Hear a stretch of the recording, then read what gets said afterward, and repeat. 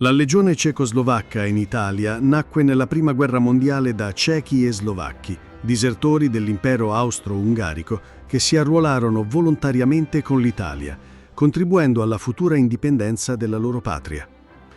Nell'estate 1918 costituiva 6 reggimenti per oltre 13.000 uomini.